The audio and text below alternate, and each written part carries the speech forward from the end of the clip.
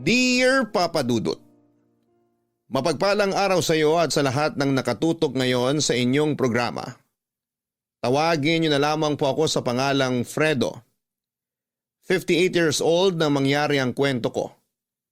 Nakulong po ako noon dahil nadawit ako sa gulong kinasangkutan ng kumpare ko. Tinulungan ko kasi siya noon dahil pinagtutulungan na siya at bugbog sarado na. Pero noong araw na gumanti yung kumpare ko, doon na niya napuruhan ang kaaway niya. Hindi na ito umabot ng buhay sa ospital. Nang dakpin ako ng mga pulis at nakarating yon sa asawa ko ay inatake po siya sa puso. Doon na rin siya binawian ng buhay. Pareho kaming nakulong ng kumpare ko kahit na wala naman akong kinalaman. Mas mabigat lang ang hatol sa kanya pero matagal din akong nakulong. Sa mga panahong yon ni minsan ay hindi ako dinalaw ng mga anak ko dahil ako ang sinisisi nila sa pagkamatay ng kanilang ina.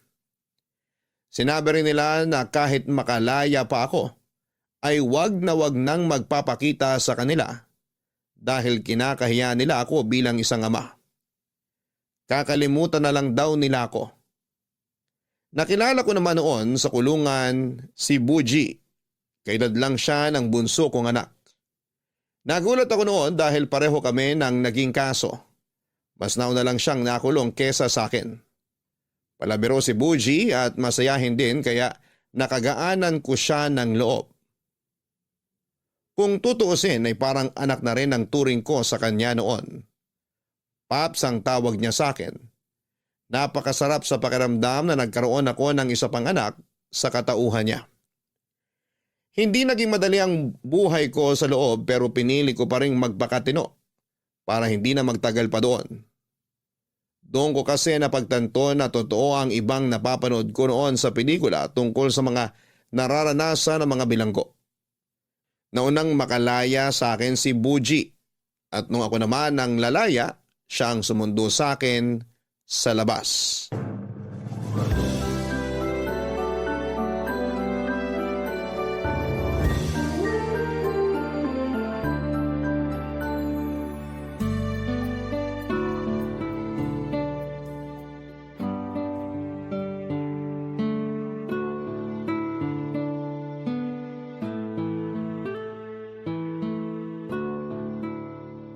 Maligayang pagbabalik sa labas ng selda, Paps. Buji, salamat sa pagsundo mo ha. Akala ko talaga lalabas akong tulala rito. Pwede ba naman yun? Salamat kasi tinupad mo talaga yung pangako mo nung huling dalaw mo sa akin. Siyempre naman, malakas ka yata sa anak-anakan mo. Ay, Paps, nagpaluto nga pala ako ng pansit sa bahay ha. Sabi mo kasi paborito mo yun kaya ayun, bumili ako kahapon ng mga rekado. Sakto rin kasi nagpresenta si nanay na magluto kanina kaya maaga ako nakaalis ng bahay para maghintay sa'yo dito sa labas. Nakakatuwa ka talagang bata ka. Teka, parang nagkalaman ka. Matik yun, Paps. Siyempre bumawi ko ng kain nung nakalaya na ako. Tsaka namiss ko rin mga luto ni nanay. Nga pala, sa'yo ba yung tricycle na dala mo? Sa tito ko to, Paps. Pinagamit sa akin para may pagkakitaan daw ako. Nagbaboundary na lang ako sa kanya para may kitain din siya kahit papano. Pero minsan, may extra din akong kargador sa palengke. Dami ko kayang racket. Kung gusto mo, Paps, isasama kita. Napakasipag mo talaga. Sakto lang naman, Paps. Pero teka, parang nangayayat kayo ha. Nagkasakit ba kayo bago kayo lumaya? Ako, magkakasakit. Sus, mahihiyang dumapo sa akin yung mga sakit-sakit na yan. Sa kapal ng libag ko, yung sakit na mismo ang matatakot. Alam ko naman na yung mga kagaya natin hindi na tinatablan ng mikrobyo pero mabuti na rin yung nag-iingat tayo. Alalahanin nyo, Paps. Babawi pa kayo sa mga anak nyo. Ano nga palang balak nyo, Paps, ngayong nakalaya na kayo? Ay, ang totoo niyan, hindi ko pa rin talaga alam. Hindi ko kasi maisip kung paano ko lalapitan yung mga anak ko. Naikwento ko naman sa'yo, di ba? Ayaw nila ako makita.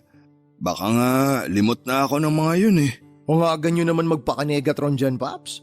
Pwede naman tayo magplano kung paano mo sila lalapitan Tsaka huwag kang mag-alala. Tutulungan naman kita. Salamat sa lahat, Buji. Hindi ko rin kasi alam kung anong gagawin ko paglabas kung wala ka rito ngayon. Wala akong ibang matutuluyan. Siguradong itataboy din ako ng iba naming kamag-anak. Sa mga anak ko naman, wala pa akong mukhang maiharap sa kanila. Ano palang tawag nyo dyan? Puwet na tinubuan ng mga mata, ilong at bibig. Puro ka talaga kalokohan. Pero Paps, seryoso. Naniniwala ako na mapapatawad din kayo ng mga anak nyo. Pinagbayaran nyo na yung nangyari. Tsaka tingnan nyo naman. Hindi talaga kayo gumawa ng kalokohan sa loob kahit na sinasalbahin na kayo ng mga kasama natin dun. Alam mo namang ayoko nang magtagal pa ron. Kaya kahit gustong gusto ko nang manuntok, hindi ko ginawa. Malalim yung sugat na iniwan ko sa mga anak ko kasi nawalan sila ng ina dahil sa akin. Kaya hindi ko alam kung paano ako babawi sa kanila at kung saan ako magsisimula. Isa-isa lang muna kasi, Paps. Hanapin mo muna sila. Kapag alam mo na kung nasa na sila ngayon, tsaka tayo mag-isip ng susunod na hakbang mo kung paano mo sila lalapitan at makakausap. Kapag biniglaan mo sila, magagalit lang yung mga yun sa'yo. Tama ka. Pero kakailanganin ko talaga yung tulong mo para makalapit ako sa kanila pagdating ng tamang oras. Sus, no problem sa akin yan, Paps. Oh, sakay ka na. Para matikman na natin yung nilutong pansit ni nanay. Baka ubusan nila tayo sa tagal ng kwentuhan natin dito. O siya, sige. Gutom na rin naman ako. Paps, Bakit? fasten your seatbelts.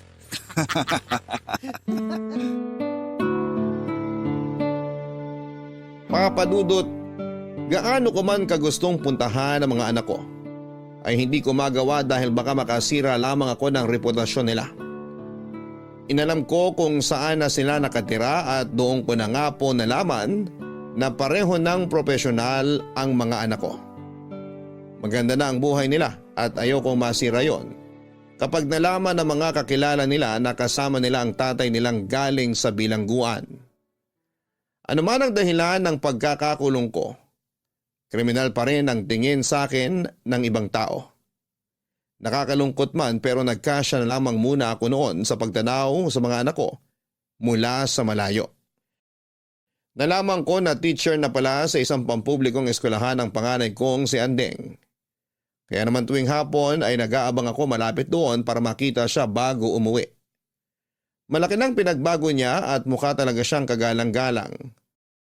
Tuwing umaga naman ay dumadaan ako sa nabiling bahay ng bunso kong anak na si Gael. Nakakatuwa dahil natupad na niya ang pangarap niyang makapagtrabaho sa isang malaking kumpanya gamit ang tinapos niyang kurso. Nakita ko sa isang post niya sa Facebook na nagpapasalamat siya sa mga taong tumulong sa kanya bago siya naging ICT manager. Nalaman ko yon nang mahanap ni Buji ang Facebook account niya. Nagpaturo ako noon na gumawa ng sarili kong account para updated ako sa mga nangyayari sa kanilang dalawa ni Andeng.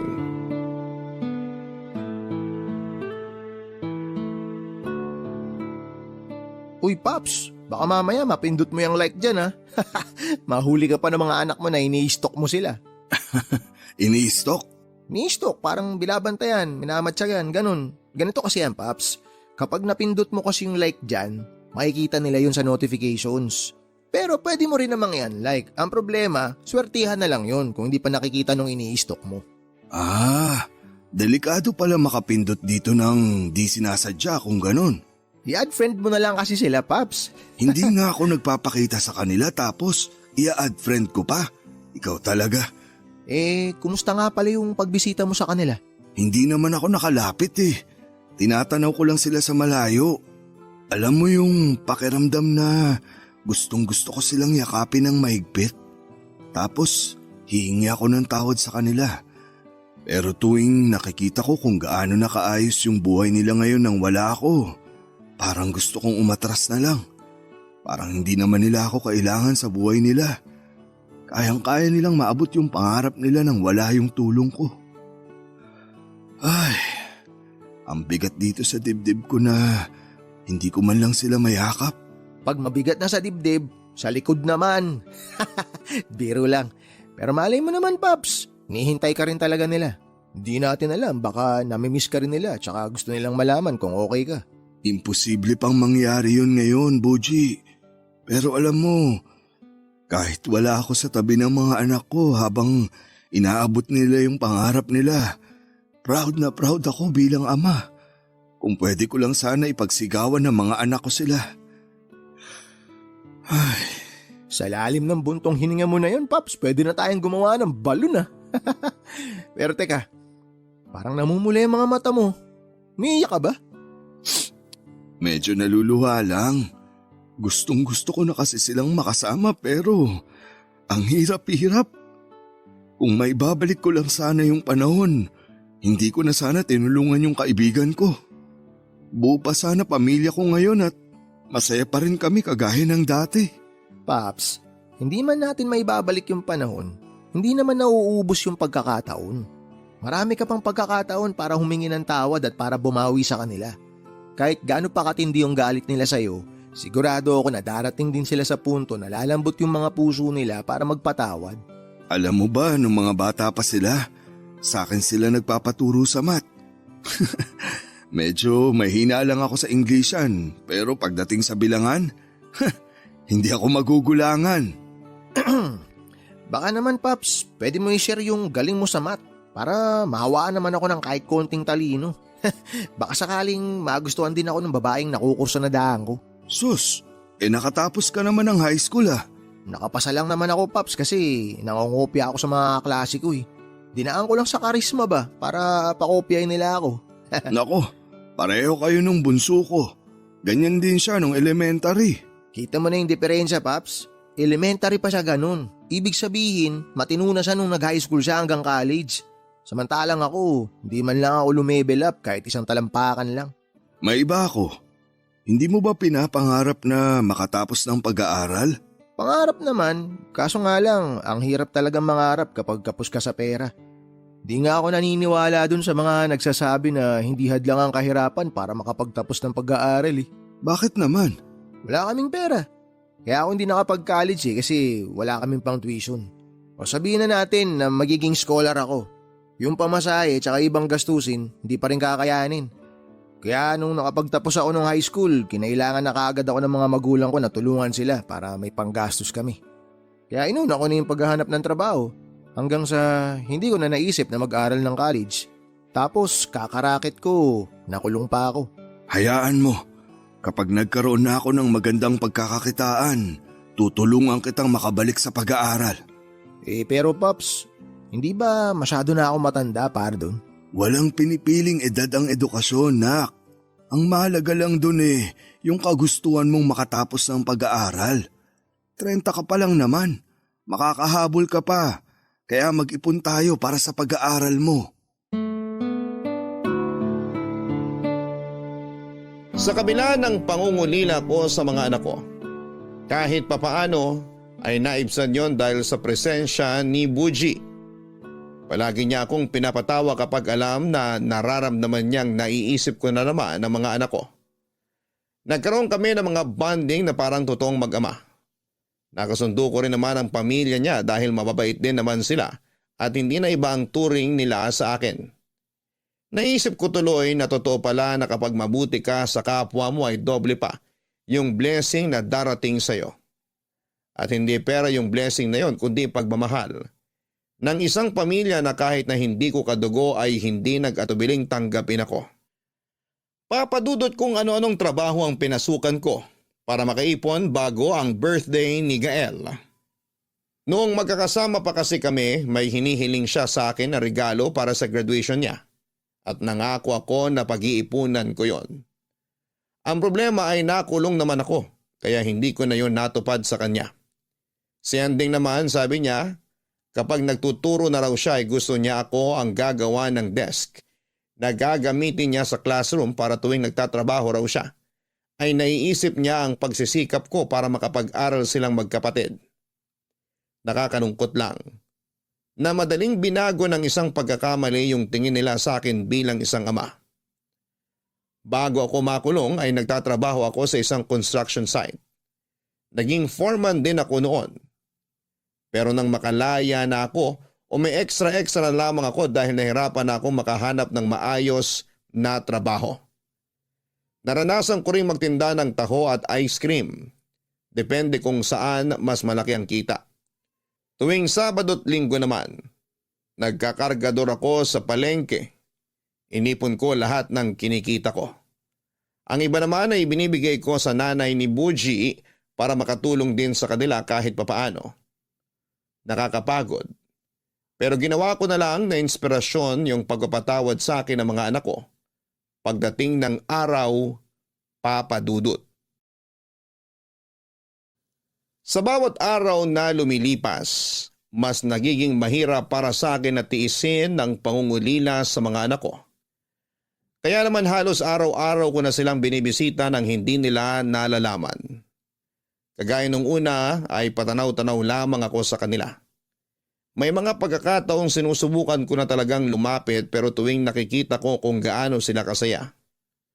Parang hindi ko kaya ng puso ko na mapawi ang mga ngiti nila dahil lang sa presensya ko. Walang araw na hindi ko pinagsisisihan ang pakikialam ko sa gulo noon. Kung umawat na lang sana ako at hindi na nakisali pa. Buo pa sana ang pamilya ko. Walang ibang pwedeng sisihin kundi ako lang kaya inaako ko ang lahat ng paninisi na ibinigay nila sa akin. Sa dami ng racket ko, nagkakasakit na rin ako kaya sinabihan ako ni Buji na magpahinga naman muna. Alalang-alala sa akin yung batang yon. Ibinilin pa niya ako sa nanay niya na huwag munang palalabasin ang bahay. Siya muna ang rumakit at hindi ko inaasahan na yung kinita niya ng mga araw na hindi ako makapagtrabaho ay hinulog niya sa alkansya ko. Ayaw niya raw kasing maudlot ang pag-iipon ko noong panahong yon. Papa Dudut, hindi ko namalayan na isang taon na pala ang lumipas mula nang makalaya ako. Pero hanggang sa pagkakataong yon ay hindi ko pa rin nalalapitan sina Andeng at Gael. Hindi ko pa rin sila nakakausap. Hanggang sa makita ko ang post ni Andeng sa Facebook na nangangailangan siya ng gagawa ng mga sirang upuan at magpipintura sa classroom niya.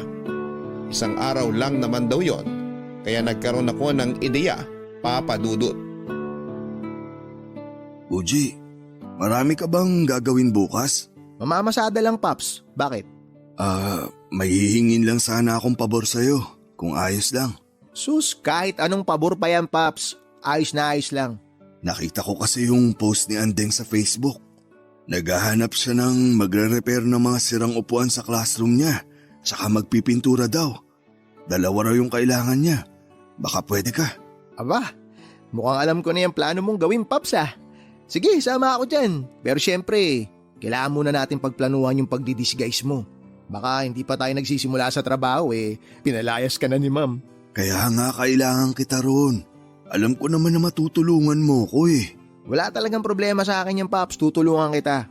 Pero may isang kondisyon lang sana ako. Ano yun, Nak? Kapag ginawa natin yun, ipangako mo sa akin na hindi mo na palilipasin ang 1 taon na hindi pa kayo nagkakausap ng mga anak mo. Naiintindihan ko naman na galit pa rin sila sa'yo hanggang ngayon. Pero hanggang kailan ka magtatago, Paps? Habang tumatagal na iniiwasan mo sila, mas lalo rin nilang nararamdaman na wala silang ama. Anak din kasi ako, kaya alam ko yung mga ganung pakiramdam. Kaya sana, hindi nyo na ito patagalin pa. Ay, tama ka. Kung yan yung kondisyon mo, sige, payag ako. Basta pagbigyan mo lang muna ako sa iling ko sa'yo. Walang problema sa akin yan, Paps. Okay, sige, ganito gawin natin. Ako yung mag-a-apply kay Mamandeng. Ate na lang itawag mo sa kanya. Naku, hindi pwede yun. Teacher siya, Paps. Tsaka hindi pa naman kami magkakilala talaga At higit sa lahat, kapag sinanay ko yung sarili ko na tawagin siyang ate, baka mabuko tayo sa plano natin kapag nagkita kami tapos tinawag ko siyang Ate Andeng. Diba? Naisip mo pa yun? O siya, ikaw nang bahala kung paano mo siya tatawagin. Okay, balik tayo sa plano, Paps.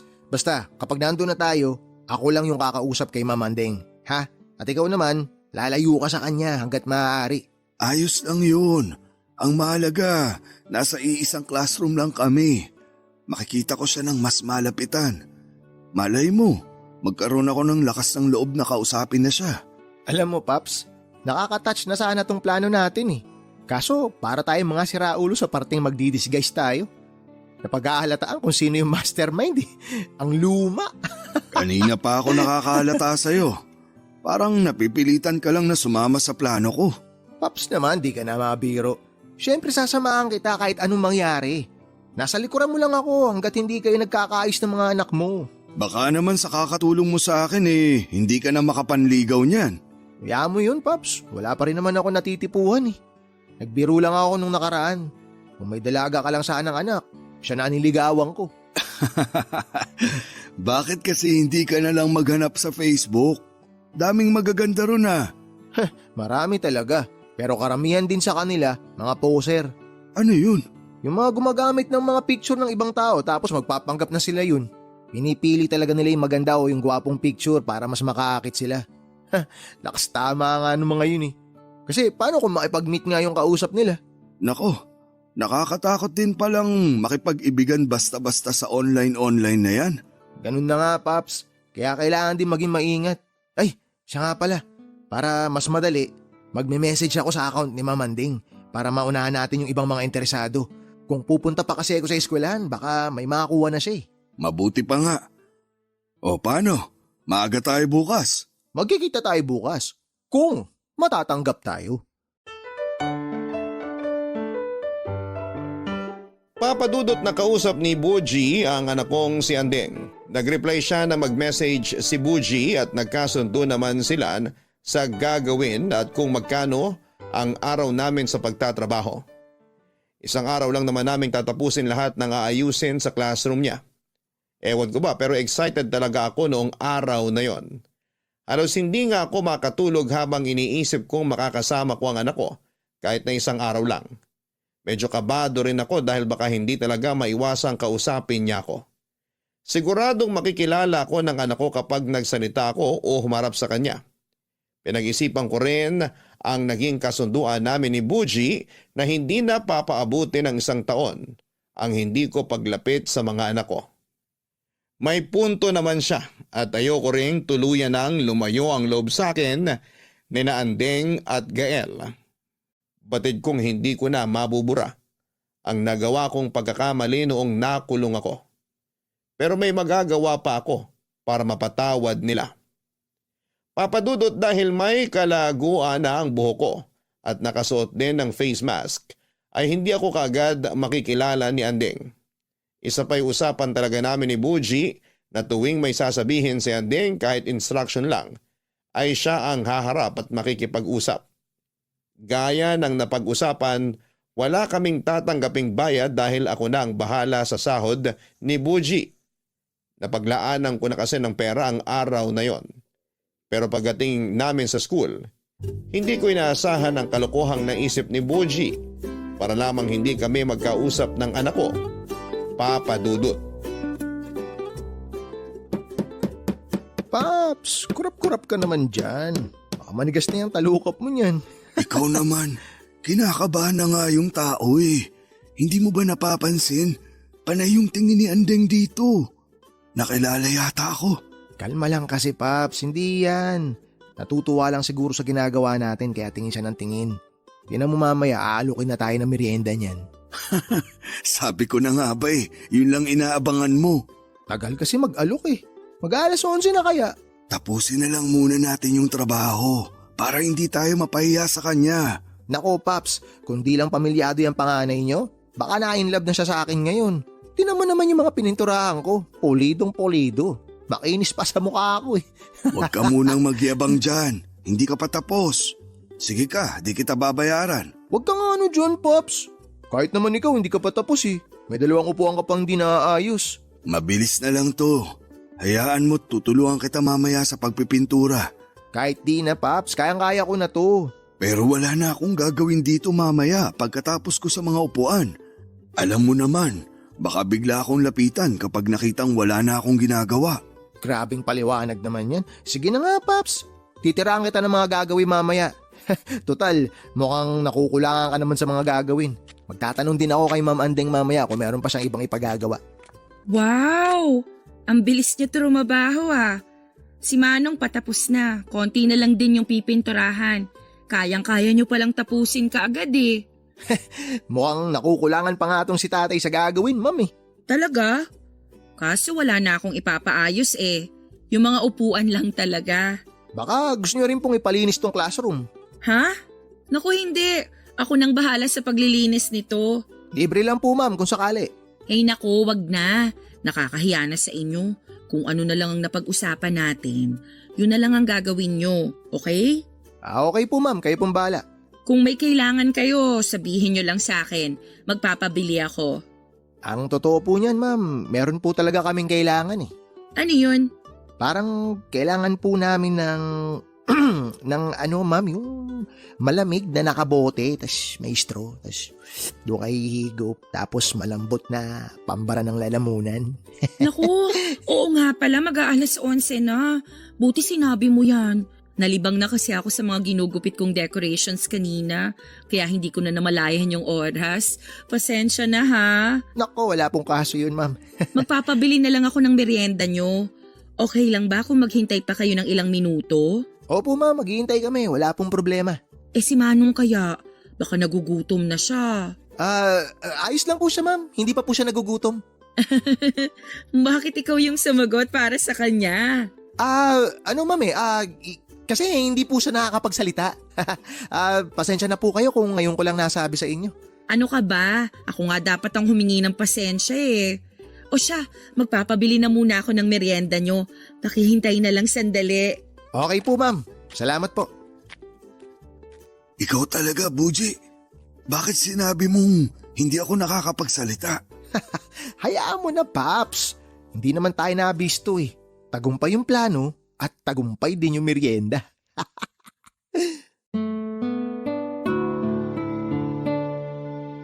Papadudot, hindi ko inaasahan na ganon pala ang maiisip ni Boji na dahilan para hindi ako makipag-usap kay Andeng.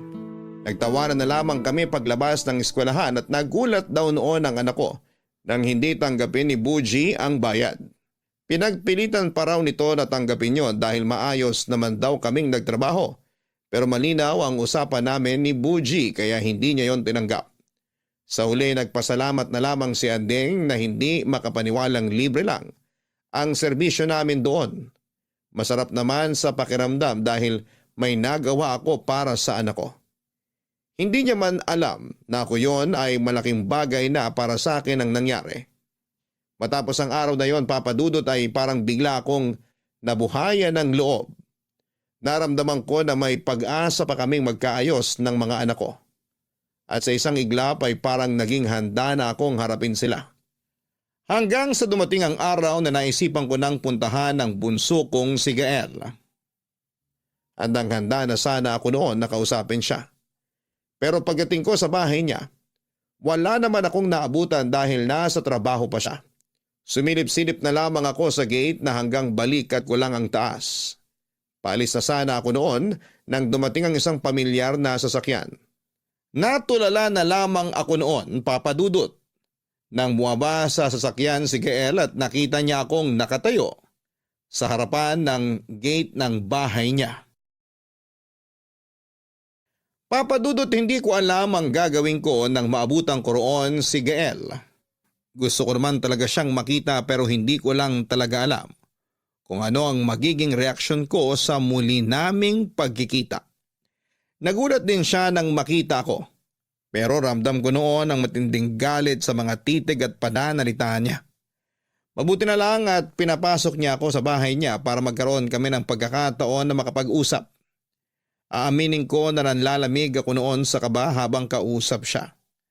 Natatakot kasi ako na ipagtabuyan ng anak ko dahil masyadong masakit yon, lalo na't matagal na akong nangungulila sa kanila. Humingi ako ng tawad sa kanya. Ipinaliwanag ko ang totoong dahilan kung bakit ako nakulong, pati na rin ang dinanas ko sa kulungan. Sinabi ko rin na gusto ko makabawi. Nakinig naman siya pero wala siyang sinabi o naging reaksyon man lang. Kahit naluluha na ako sa harapan niya. Hindi ako umangal dahil karapatan naman niyang maramdaman yon. Karapatan niyang magalit at kamuhian ako. Pero nagulat ako sa sinabi ng anak ko ng mga sandaling yon. Papayag raw siya na makabawi ako sa kanya. Sa isang kondisyon. Doon ako titira sa bahay niya at ako na ang mangangalaga roon. Sa madaling salita ay magiging all-around kasambahay niya ako. Papa Dudut.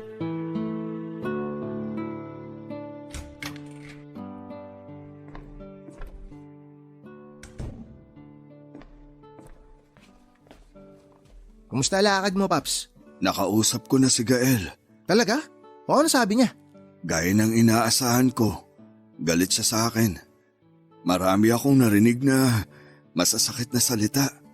Sinumbatan niya ako sa pagkawala ng nanay nila at sa kahihiyang iniwan ko nung nakulong ako. Kung ganun, hindi pa pala kayo nagkakaayos? Pinaalis ka ba niya? Hindi. Gusto niya na doon na ako tumira sa bahay niya. Ayun naman pala eh. Konting lambing na lang yun. Mapapatawad ka na rin noon. Pero gusto niya akong patirahin doon. Hindi para makasama niya, kundi para maging kasambahay. Ha? Kasambahay? Pambihira sa edad niyong yan, gagawin pa niya kayong kasambahay? Ayos lang naman sa akin yun. Marami naman akong kayang gawin. Marami kang kayang gawin, Paps, pero tatay ka niya. Hindi ka naman ibang tao na nag-a-apply para mamasukan. Nasasaktan ako sa mga sinabi ng anak ko. Pero ito na yun eh. Ito na yung hinihintay kong pagkakataon na makalapit sa kanya. Sigurado na ba kayo dyan? Oo, kailangan ko makabawi sa kanya. At yun ang kondisyon na hiningi niya sa akin. Eh, hindi naman porke may kasalanan kayo sa kanya pwede niya na kayong alilain. Hindi naman niya ako aalilain, Nak. Kumbaga, ako lang yung mag-aasikaso sa bahay niya. Kasi busy siya sa trabaho. Tsaka wala rin naman akong gagawin kaya ayos lang yun. Kung bukal sa kalooban yung pagpapatawad, Paps, hindi niya na kayo kailangan pahirapan. Kung ano man yung nagawa niyo noon, napagbayaran niyo na yun sa kulungan. Sa gusto niyang mangyari, parang ikinukulong niya kayo uli. Ay, kung yun lang ang paraan para magkaayos kami ni Gael, titiisin ko na lang muna. Huwag mo kong alalahanin. Ayos lang ako. Paano namang hindi ko kayo aalalahanin? Wala na magpapaalala sa inyo kapag kailangan niyo ng uminom ng gamot niyo. Bibili ako ng cellphone. Kahit yung mumurahin lang, tapos i-add kita sa Facebook. Doon na lang tayo mag-usap. Paalalahanan mo ko lagi. Wala na akong kasabay kumain kapag ginagabi ako ng uwi. Pupunta-punta pa rin naman ako rito. Di naman kita mamimiss. Mukhang hindi nga. Ang bait naman kasi masyado ng bunso mo, Paps eh. Sa ngayon, iniintindi ko na lang muna siya kasi alam kong puno pa siya ng galit. Alam mo, Paps, gets ko naman talaga siya dun sa galit niya. Pero hindi naman ikaw yung mismong pumatay sa asawa mo eh. Oo, pero alam ko naman noon na hindi maganda ang lagay ng asawa ko. May sakit siya sa puso, kaya delikado kapag inatake.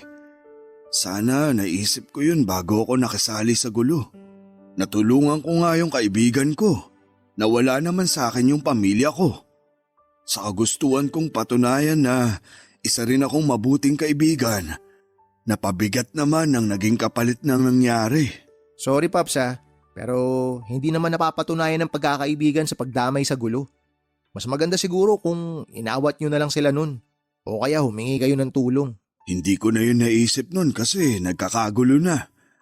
Nadala ako ng emosyon ko nung nakita kong bugbog sarado na yung ninong ni Gael.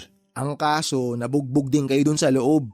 Naranasan nyo pa nadapuan ng malalaking lamok. Yung mga lamok na hindi na tinatabla ng katol.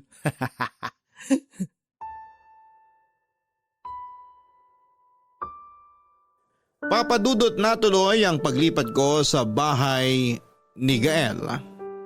Dinala ko na lahat ng gamit ko roon. Pero bago ang lahat ay nagpaalam na ako ng maayos at nagpasalamat kay Buji at pamilya niya. Malaki kasi ang naitulong nila sa akin. Kung wala sila ay baka kung saang lupalop na ako napunta. Hindi naman kasi lahat ng bagong laya ay may nauuwi ang pang pamilya. Yung iba nga gaya ko ay halos ayaw nang lumabas dahil wala rin naman daw silang uuwian. Mas gusto nilang manatili na lamang sa kulungan dahil doon. Kahit papaano ay meron pa silang nakakain.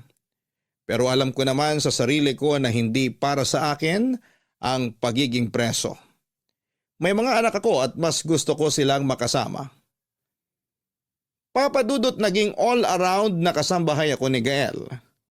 Mula sa paglilinis, pagluluto at maging sa paglalaba ay ako na ang gumawa noon. Hindi ko na lang inisip na mali yung ginagawa kong pagkonsente sa anak ko. Ang mahalaga sa akin ay araw-araw ko nang nakakasama ang bunso ko. Habang busy siya noon sa trabaho ay palihim ko namang ginagawa ang regalo ko kay Anding. Ginawan ko siya ng bagong desk. Alam ko naman na kaya na niyang magpagawa ng bago. Pero napansin ko noong nagtrabaho kami sa classroom niya na luma na ang ginagamit niya. At hindi pa rin niya pinapalitan. Kaya naisip kong ituloy ang plano kong regaluhan siya. Hindi ko man kayang bumili ng mamahaling mesa ay kaya ko namang gumawa ng simple at magagamit niya ng pangmatagalan. Pinasukatan ko na rin yon ng salamin na ilalagay sa ibabaw. Papadudot, hindi pa rin alam ng panganay ko na nakalaya na ako ng mga panahong yon. Nakiusap kasi ako noon sa kapatid niya na huwag munang ipapaalam sa atin niya ang tungkol sa akin. Pumayag naman siya pero tulad kay Gael, hindi ko inaasahan na mas mapapaaga ang pagkikita namin ni Anding.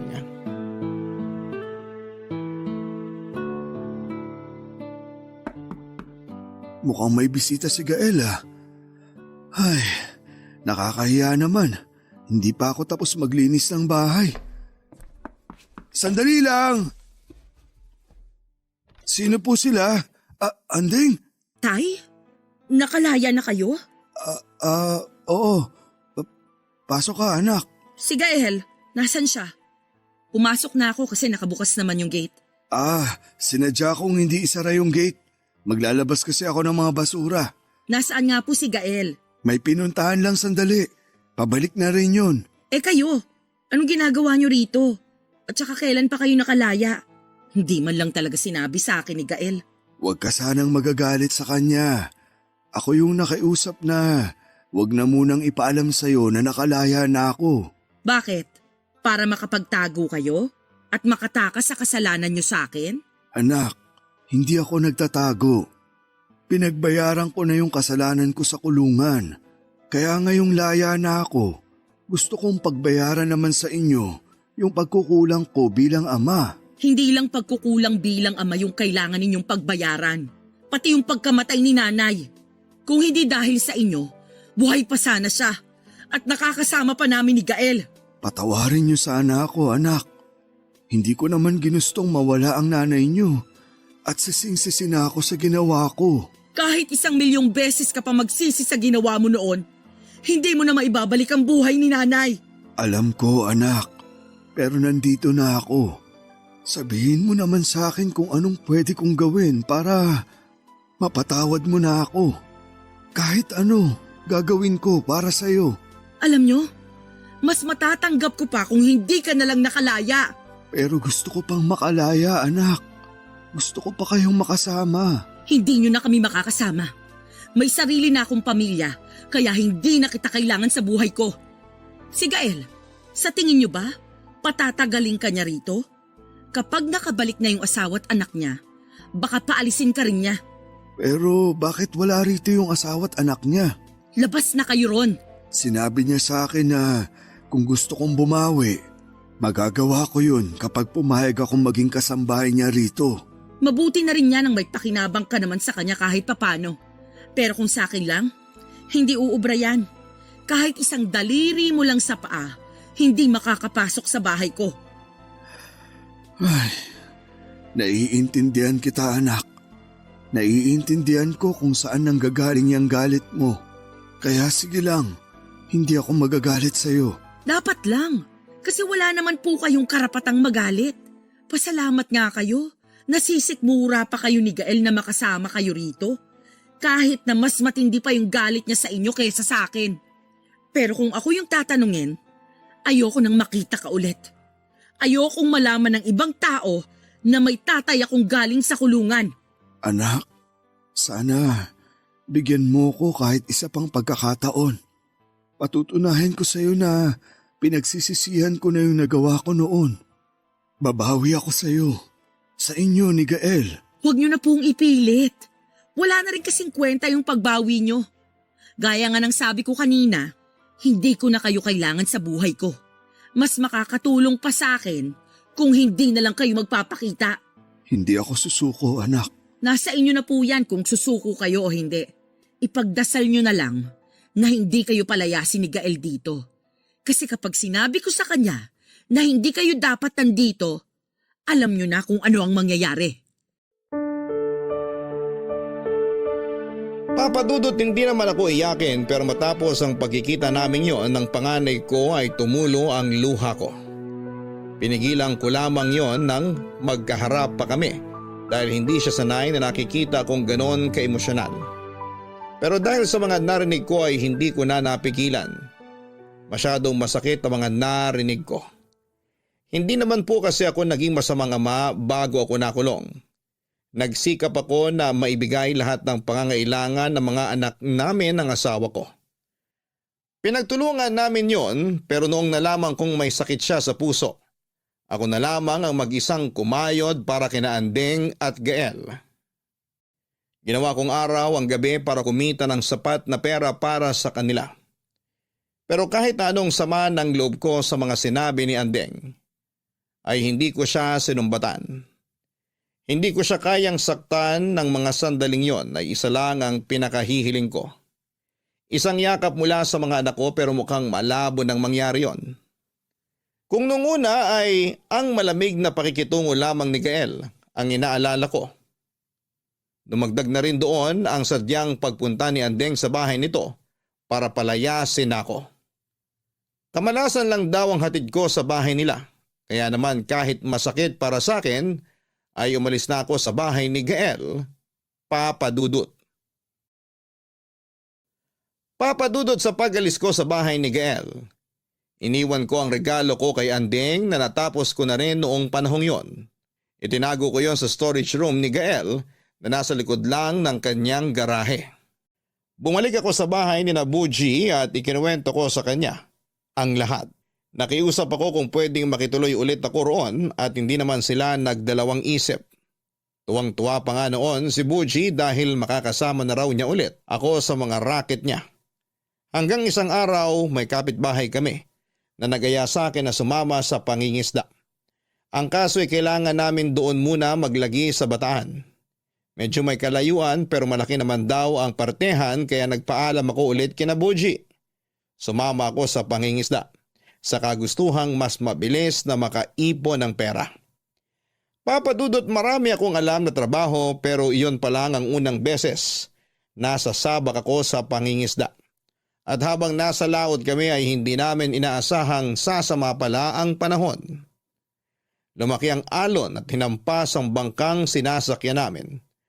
Tumaupo yun at kasama ako sa mga lumubog. Dahil hindi ako sanay sa dagat ay sinagip ako ng mga kasama ko at agad na dinala sa pinakamalapit na ospital. Nang malaman ni Buji ang nangyari ay kaagad niya akong pinuntahan. Alalang-alala siya sa kalagayan ko noon. Naging maayos naman ako pero nakita ko ang lungkot at takot sa mga mata ni Buji habang kausap ako. Matapos yon ay nagpaalam muna siya na may importanteng pupuntahan. Pero ang hindi ko alam ay habang naroon pa ako sa ospital, ay pinuntahan na pala niya ang anak kong si Andeng, Papa Dudut.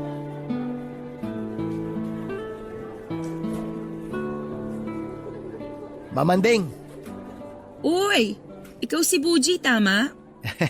Opo, Buji nga po. O ba't ka nandito? Kailangan mo ba ng trabaho?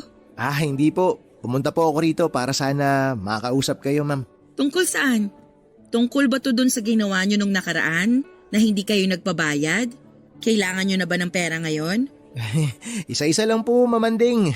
Mahina po kalaban eh. Ikaw talaga? Pero ano nga yung sadya mo sa akin? Ma'am, naalala niyo po ba yung lalaking kasama ko na nag-repair ng mga upuan? Oo naman. Naalala ko pa si Manong. Kumusta na nga pala siya? Nasa ospital po siya ngayon eh. Ha? Anong nangyari sa kanya? Sumama po kasi siya ng mga isda. Tapos inabutan po sila ng sama ng panahon sa laot kaya tumaob po yung bangkang sinasakyan nila. Diyos ko. Kumusta na ba ang lagay niya ngayon? Kailangan niyo ba ng tulong pinansyal? Bali ang kailangan niya po yung mga anak niya. May mga anak pala siya. Opo ma'am. Babae po yung panganay. Lalaki naman po yung bunso. Pero Bakit dito ka pumunta? Ano bang pwede kong maitulong sa kanya? Kung pupuntahan niyo po siya, ma'am, napakalaking tulong po nun para sa kanya. Teka, hindi kita maintindihan. Bakit naman ako pupunta? Yung mga anak naman niya ang kailangan niya, diba?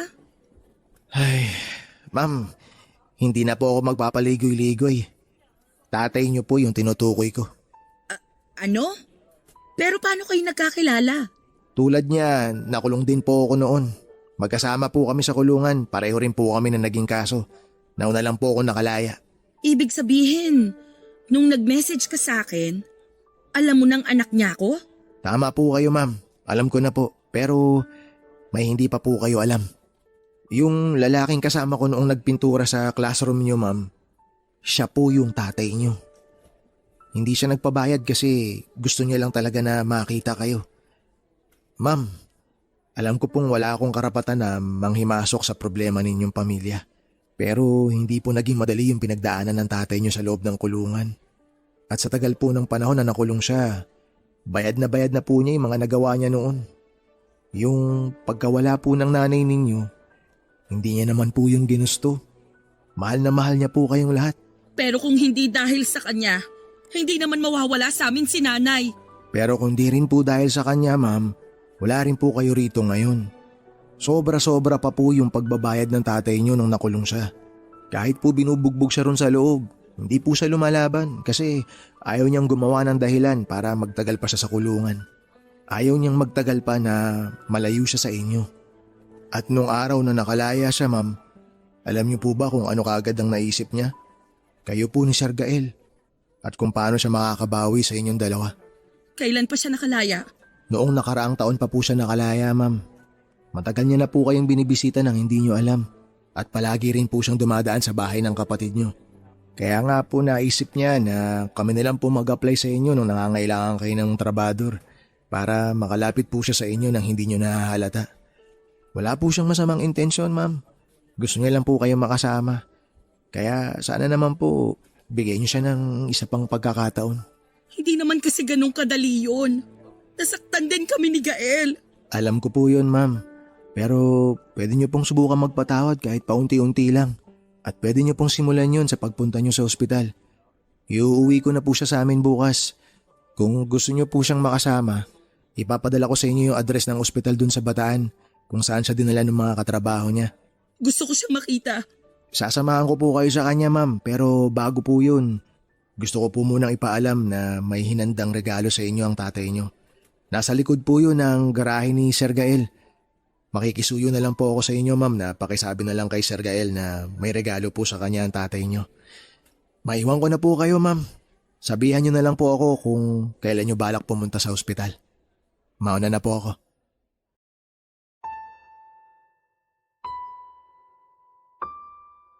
Papadudot nang i-discharge na ako sa ospital ay napansin kong kakaiba ang ikinikilos ni Buji.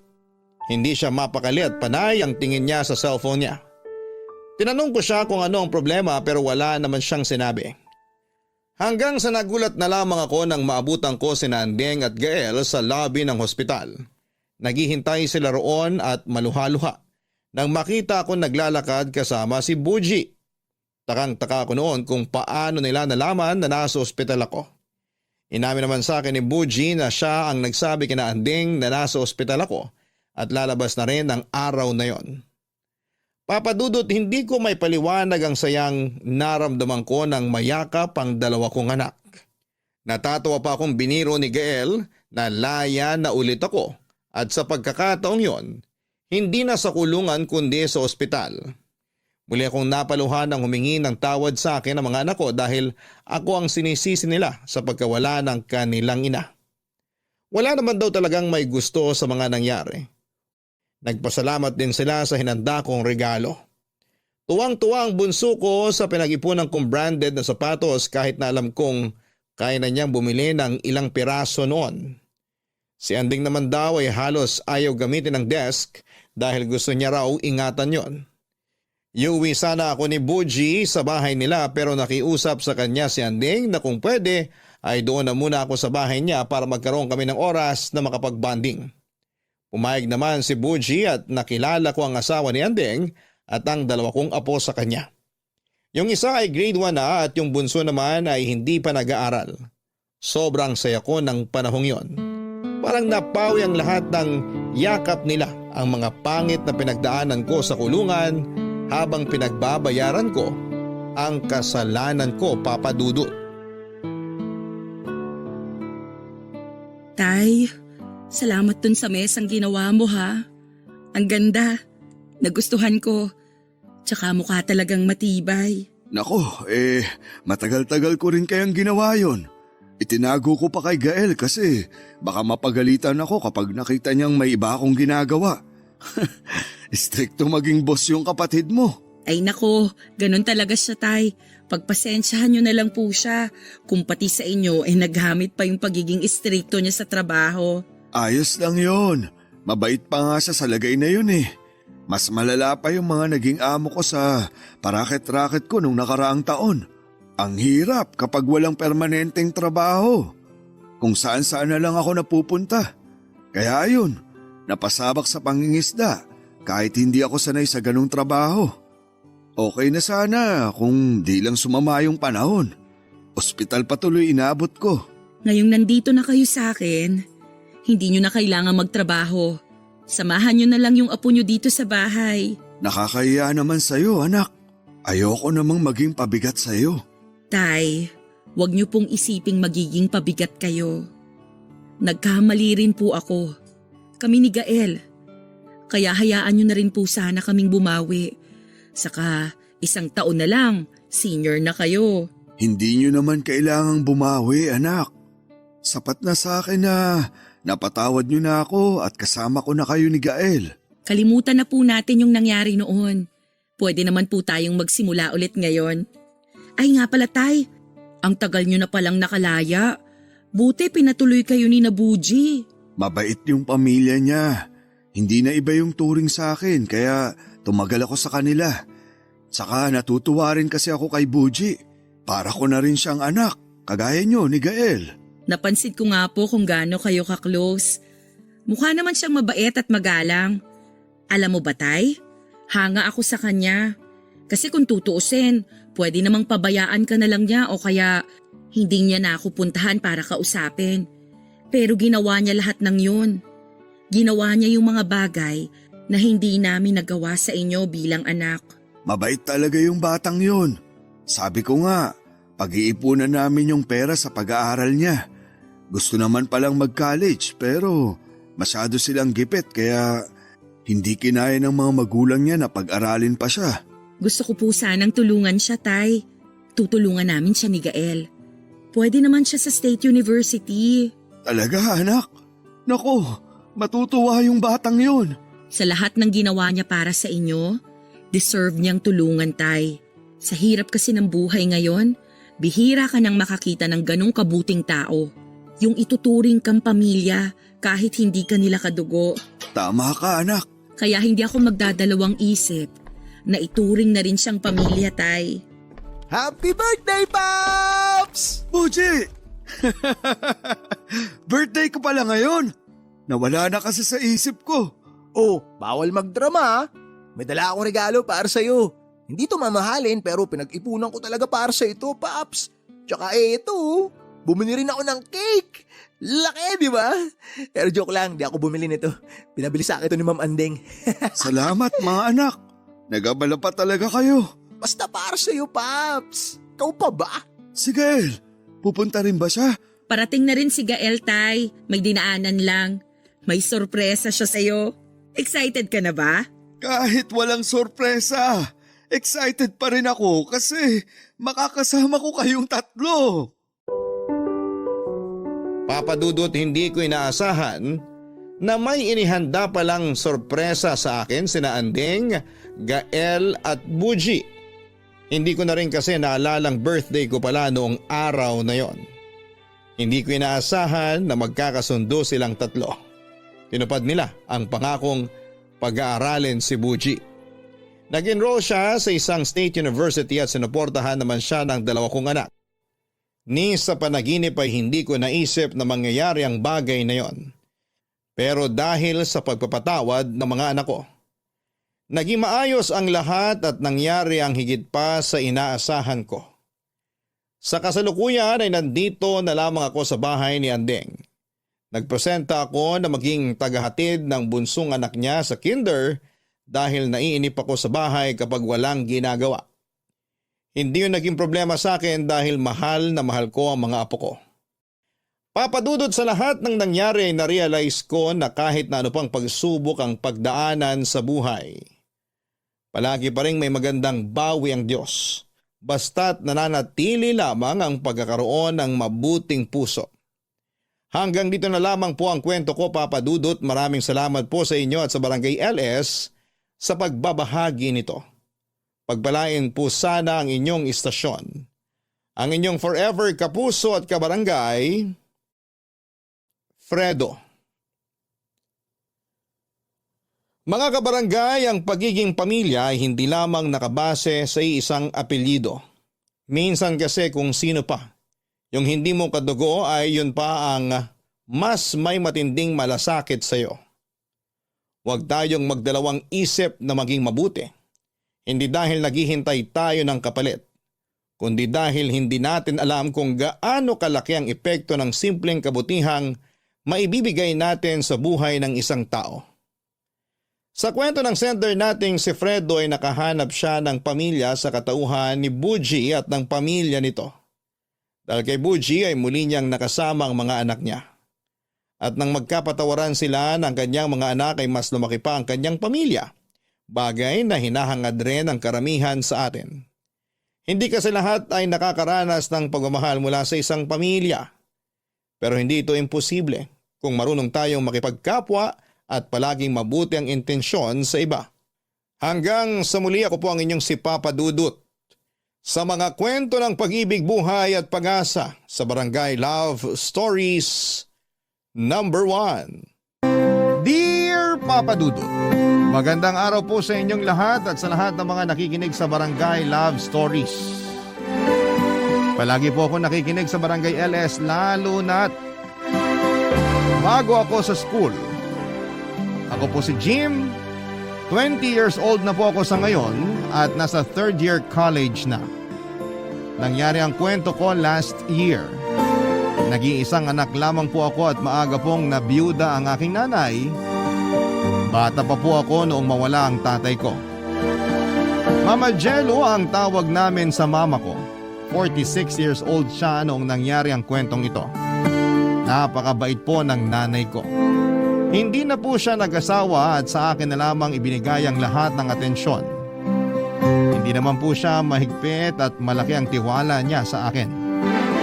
My best friend po ako at hindi naman po imposible pero nang yayari naman po na magkaroon ng babaeng best friend ang isang lalaki.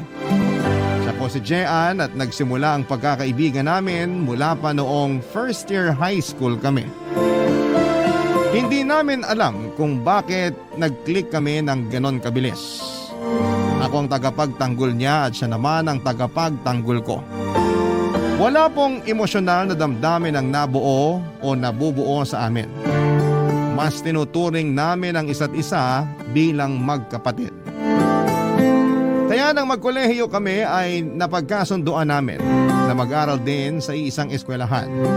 At kunin ang kurso na totoo naman na gusto namin para sa sarili namin. At hindi dahil pinakikisamahan namin ang isa't isa.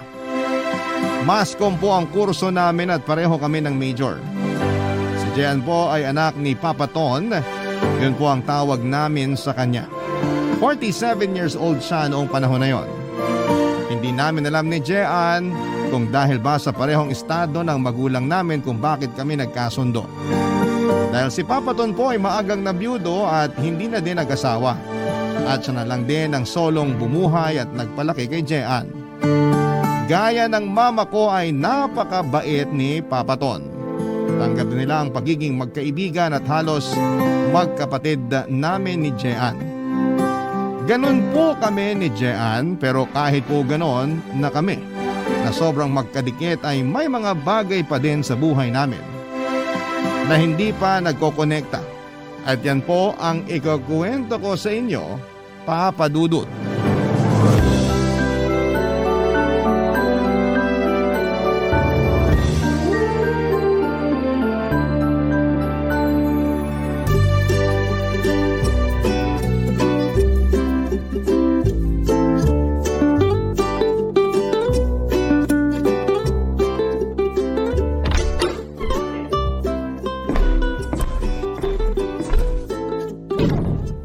Ma!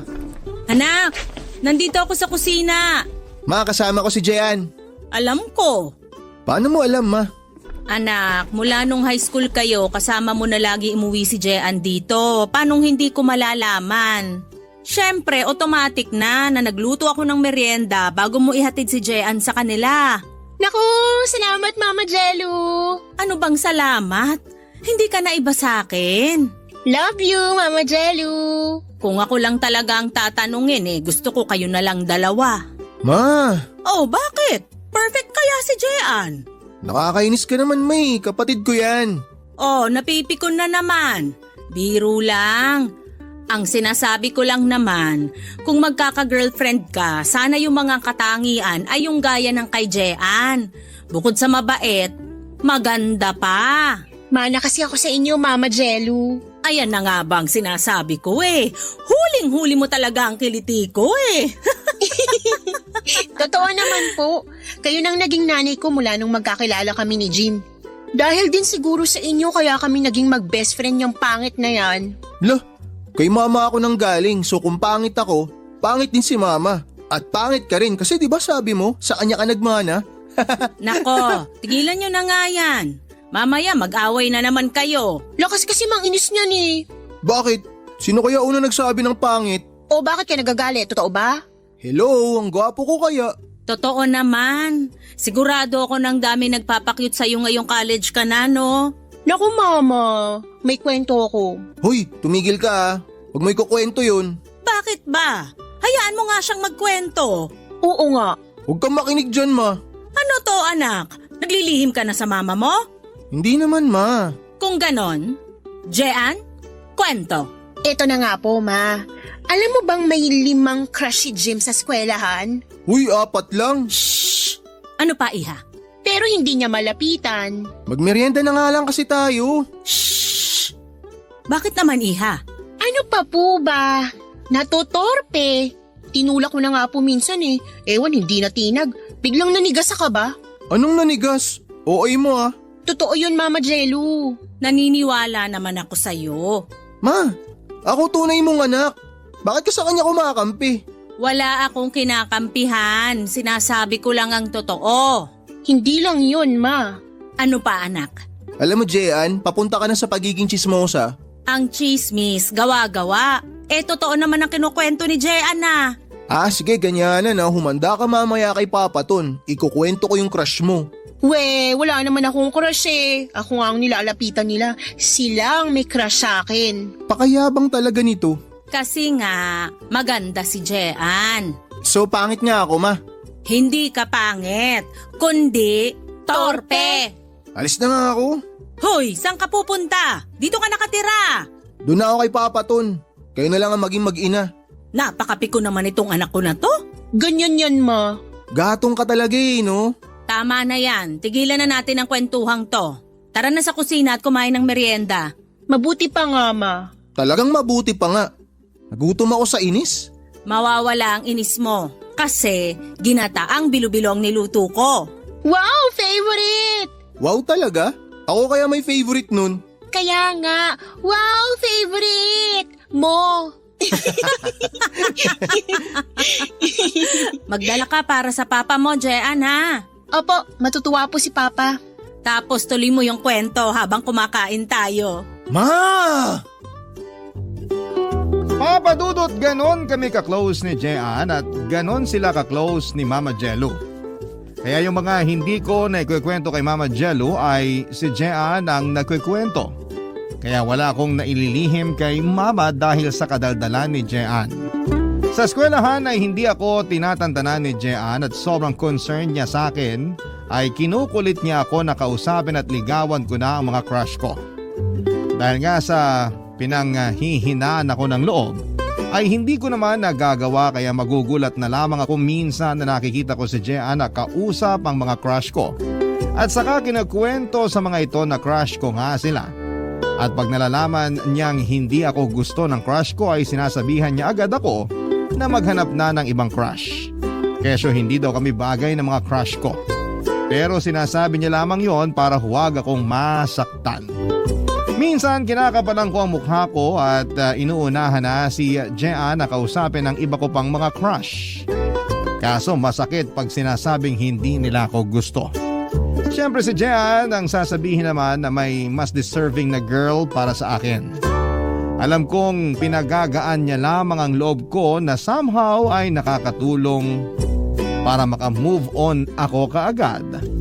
Papa Dudut.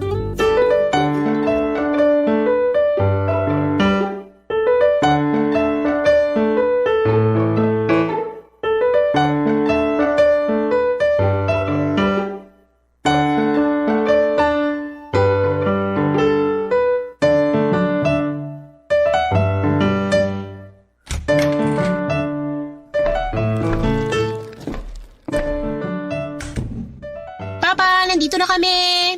Hello mga anak. Hello, Papa Ton. Jim, bukas ha? Opo, Basketball na naman. Water girl na naman ako. buti nga water girl ka eh. Pag kayo ni Mama nagchichismisan, pulutan ako. Hayaan mo na sila anak. Basta tayo magbabasketball. Hay nako. Anyway, Papa, eto may nilutong bibingka si Mama Jello. Wow naman! Walang pali ang mama jello mo sa pamerienda. Madami po sana yan. Halos kinain lang ni Jean lahat.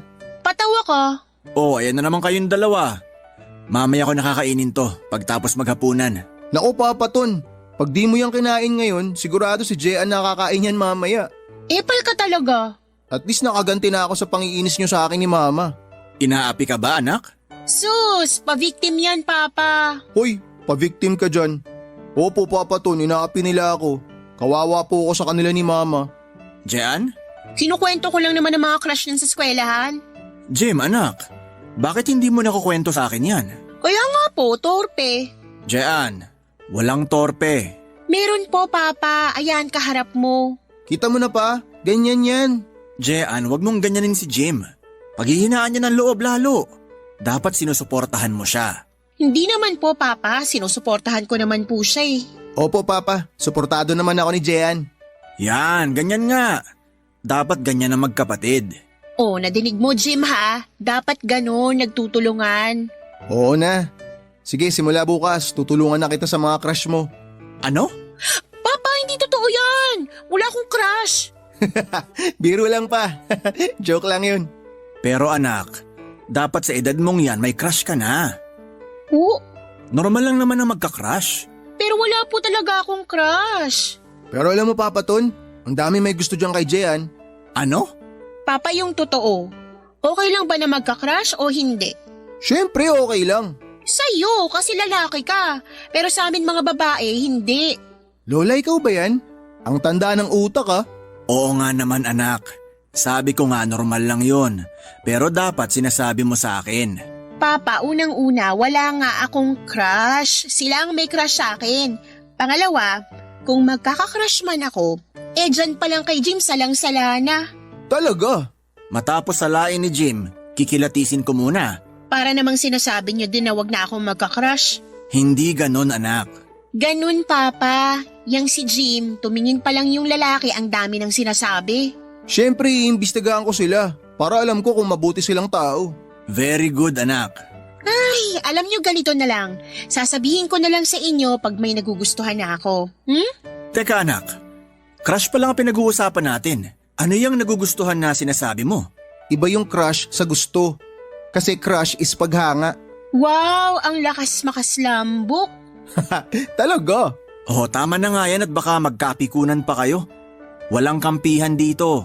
Okay lang, Papa. Naiintindihan ko naman na gusto mo talagang magkaroon ng anak na lalaki. Uy, nagsiselos. Nagseselos ka anak? Hindi po. Kasi si Mama Jello naman na gustong magkaanak ng babae ang kakampi ko. Ayun, inamin mo rin na nagkakampihan nga kayo ni Mama. Bakit? Kayo din naman ni Papa. Tama na yan. Wala ako ni isang paborito sa inyo. Kasi paborito ko kayong pareho. Kaya kainin mo na yung paborito mong kakanin at baka makain ko pa. Sabi na nga be, ikaw talaga titira sa pasalubong ni Papa. Jim, nandyan na yung itinabi kong paksiw. Dalhin mo na. Ulam nyo ng mama mo mamaya.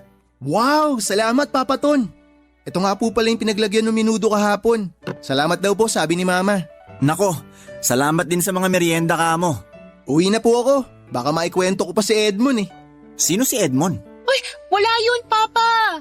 Umalis ka na nga, Jim, kung ano-ano sinasabi mo. Sige po, uwi na ako. Bye-bye.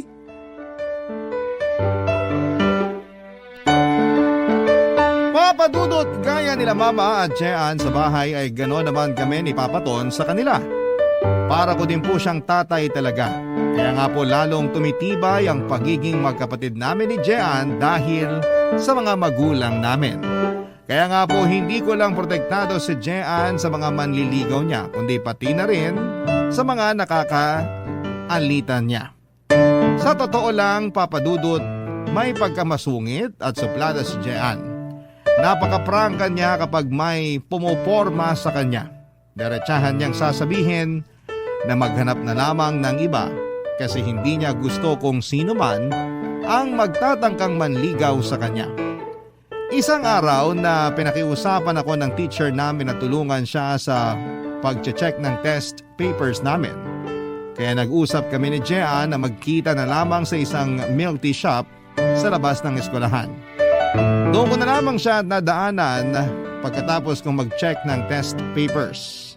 Malapit lang naman po yun sa eskwelahan para sabay pa din kami na uuwi. Kaso nga po dahil sa katarayan ni Jean ay may isa siyang manliligaw na napahiya noon. Hindi po taga-school namin ang sinabi kong lalaki. Tagalabas po ito at nagka-crush kay Jean. Ayun nga po dahil sa napahiya niya ay nagtanim ito ng galit sa kanya. Nawala naman po sa isipan ko yon. Kaya naman Papa Dudut nang lumabas na si Jean mula sa eskwelahan para pumunta sa milk tea shop, ay inabangan pala siya ng lalaki sa labas, Papa Dudut. Barangay Love Stories. Barangay Love Stories. Papa Dudut, inabangan ng lalaking yon si Jean sa labas at sa kanya ito kinumpronta. May angking tapang din naman si Jean kaya hindi ito natakot nang makita niyang palapit ang lalaking yon. Mabuti na lang po ay napakwento si Jean sa isa naming kaklase. Matagal silang nagkwentuhan sa loob ng campus kaya hindi agad lumabas si Jean. Kaya naman din po nasakto na ilang minuto lang mula nang lumabas si Jean ay natapos na kaming mag-check ng papers. Kaya nagmamadali akong magpunta sa milk tea shop. Pero ayun nga po, naabutan ko ang lalaking yon na pinipilit si Jean na sumama sa kanya. Siyempre to the rescue ako, Papa Dudut. Kaso ang hindi ko na-anticipate ay malapit lang doon nakatira ang nasabing lalaki. Kaya may mga kasama pala ito na nakakalat lamang sa paligid. Kaya ang ending ay nakuyog ako. Si Jean naman ay hindi makaawat o makatulong dahil hawak naman siya ng lalaking yon. Iniwan na lamang nila ako nang matumba na ako sa kalye. Agad akong nilapitan ni Jean para tulungan. Gusto niya akong dalhin sa ospital pero sinabi ko sa kanya na sa kanila na lamang kami tumuloy.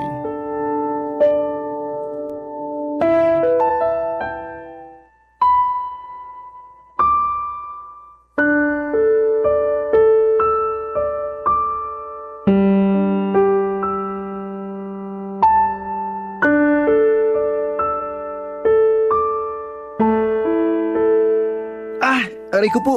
Sorry. Tiis lang anak. Mahapdi talaga to. Papa, anong mangyayari sa kanya? Huy, pasalang to. Huwag kang OA. Sa katawan mo ba walang masakit? Meron yan, Papa. Ginulpi siya eh. Ano ba? Concerned ka ba o inaasar mo ako? Nakakainis ka. Bakit naman kita aasarin? Nagulpi ka nga. Bunganga mo anak. Totoo naman, Papa. Nandun ako't kitang-kita ko. Hello? Lumaban naman ako. Marami lang sila. Mga traidor yun. Ang dami nila tapos hinawakan pa ako. Kung nakabitaw lang ako, nakatikim lahat sa akin yun. Mabuti nga hinawakan ka eh. Kundi pareho tayong nagulpi. Ilan ba sila? Nakilala nyo ba? Taga saan ang mga yon? Natatandaan nyo ba ang mga itsura? Papa, Bakit? ano dun sa mga tanong mong sasagutin namin? Lahat. Madami po sila, hindi ko na nabilang kasi kay Jim ako nakatingin. Taga dun lang po malapit sa eskwelahan nakatira ang mga yun. Paano mo nalaman? Mga nakapambahay eh. Natural. Alangan naman magbihis pa sila para manggulpi. Ayan, nakukuha mo pa magpatawa. Nakilala nyo ba? Lahat po sila? Hindi po, pero yung pasimuno kilala ko. Kilala mo? Oo, Ano pangalan? hindi ko alam ang pangalan pero nanligaw sa akin na binasted ko. Nanligaw sa'yo, hindi man lang nagpakilala? Nagpakilala pero hindi ko naman pinansin kasi nga ayaw ko sa kanya. Gwapo pero mayabang at ayun nga gago pa pala. Wow! Nayabangan ka pero nagwapuhan ka pa rin? Iba. Nanggigigil ako sa mga siraulong yun. Magdedemanda tayo. Mabuti pa nga papa. Sandali lang po, Papa Ton. Bakit? Masakit ba? Hindi po, wala pong masakit. Gusto ko lang pong sabihin na wag na tayo magdemanda. Ano? Hahayaan mo na lang yung ginawa sa'yo? Ako hindi ako papayag. Walang pwedeng manakit sa mga anak ko. Tama! Pero Papa Ton, ayoko na po sanang lumaki to eh. Kasi baka malaman ni Mama, mag-alala siya ng sobra. Anak, paano mo itatago sa mama mo ang nangyari? Sa dami ng pasa mo, mahirap na itago yan. Oo nga. Paano po kaya? Dapat malaman niya yan. Mag-aalala yun. Pero wala tayong magagawa. Ako nang bahalang magpaliwanag kay Mama Jelu. Sasamahan ko kayo. Wag na, Papa Ton. Ako na lang po uuwi. Sasamahan kita. Wag na. Lalong ikaw ang wag sumama sa akin pa uwi. Baka lalong magpanik yun si Mama kapag detalyado mong kinuwento yung nangyari. Pero dapat niyang malaman. Ako na lang ang magsasabi. Kasi baka mas mag-alala yun pag ang dami kong kasama. Sige, nire-respeto ko ang pasya mo. Pero hindi natin palalampasin to. Magdedemanda tayo. Tama. Sige po, pero kakausapin ko po muna si Mama. Sige anak, kung yan ang pasya mo. Hatid kita. Wag na nga. Pag hinatid mo ako, uuwi ka mag-isa. Baka mamaya nasundan tayo ng mga yun. Ako na ang maghahatid sa'yo. Ewan ko lang pag nakita ko silang sinundan ka. Kahit hanggang sa malapit lang sa inyo kung ayaw mong makita ni mama mo na may kasama ka. Salamat, Papa Ton. Sigurado kang ayaw mo ako maghatid sa'yo? Wag na nga sabi, ang kulit nito. Tsaka kilala kita, panalo ka magdetalye. Baka ultimo yung kurot sa akin, may kwento mo pa kay Mama. May kumurot sa'yo? Hindi ko napansin. Siyempre hindi ko na alam kung ano yung mga nangyari. Parang ang bilis nga eh. Kasi natauhan na lang ako nung tinatayo mo na ako. Ganun talaga anak. Bakit pa? Nagulpi na din ba kayo? Papa Dudut, alalang-alala si Papa Ton sa nangyari sa akin. Kung ganon ang nararamdaman niya ay siguradong mas lalo pa si Mama. Natatakot ako sa reaksyon ng mama ko pero kailangan kong lakasan ang loob ko. Gusto ko na ako lang ang humarap sa kanya sa kalagayan kong yon. Naintindihan naman ni Papa Ton ang gusto ko. Papa Dudut, sa totoo lang, high school pa lamang ay magkaibigan na kami ni Jean. Pero kahit kailan simula pa noon, ay hindi pa nagkakilala o nagkaharap man lang sina Mama Jelu at Papa Ton. Opo, hindi pa sila nagkakaharap. Nakilala lang nila ang isa't isa sa pamamagitan namin ni Jean. Ang hirap pong paniwalaan pero yun po talaga ang totoo. Siguro po masyado silang busy kaya ang dalang ng pagkakataon para magkaharap sila. Isa pa ay lagi po kasing may nangyayari kapag magkakaharap na dapat sila. Sa totoo din ay hindi na namin masyadong napansin na hindi pa pala sila nagkakaharap. Kasi kapag nasa bahay ako nina Jean ay parang iisang pamilya lamang kami at ganoon din kapag nasa bahay namin kami. Naging iisang pamilya kami nang hindi pa nagkakakilala ng personal ang mga magulang namin. Kaya din sobra naman ang pagpapasalamat sa akin ni Papa Ton dahil sa pagtatanggol ko kay Jean. Alalang-alala din naman siya sa nangyari sa akin at ayaw niyang palampasin lamang ng ganon ang sinapit ko. Hinatid ako ni Papa Ton malapit sa amin at namimili talaga siya. Nasamahan ako pero nakiusap talaga ako na ako na lamang ang haharap kay Mama, Papa Dudut.